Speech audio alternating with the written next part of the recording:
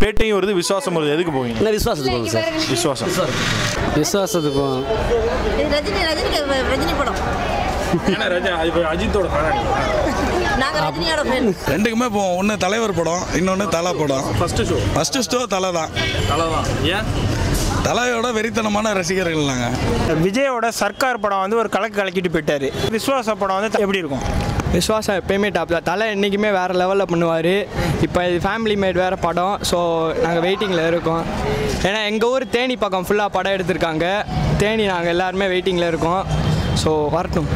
இது ஃபேமிலி மேட்னால எப்படியும் எல்லாருமே வருவாங்க. ஏன்னா ஏற்கனவே எல்லா ஊர்லேயும் புக் ஆகிடுச்சு டிக்கெட் எல்லாம்.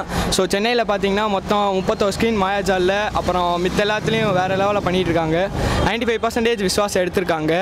வரவும் தான் தெரியும். படம் எத்தனை நாள் ஓடுன்னு நினைக்கிறீங்க? 50 நாள் எனக்கு தெரிஞ்சு. இப்போ படம் வரவும் பார்க்கலான்னு.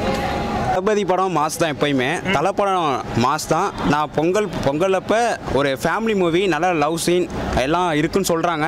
நல்ல மூவியாக வரும், அதான் எதிர்பார்க்குறோம். நான் தளபதி ஃபேன்னு சொல்கிறேன். தலை படம் ஓடும், மாஸ் படமாக தான் இருக்கும், ஃபேமிலி மூவி. பேட்டை எப்படி இருக்கும்? பேட்டை ரஜினி தலைவர் படம். அது எப்பயுமே ஒரு சைடு விட்டுருங்க. இப்போதைக்கு தளபதி இதான். விஜய் சேதுபதினால பெட்டா வரலாம்.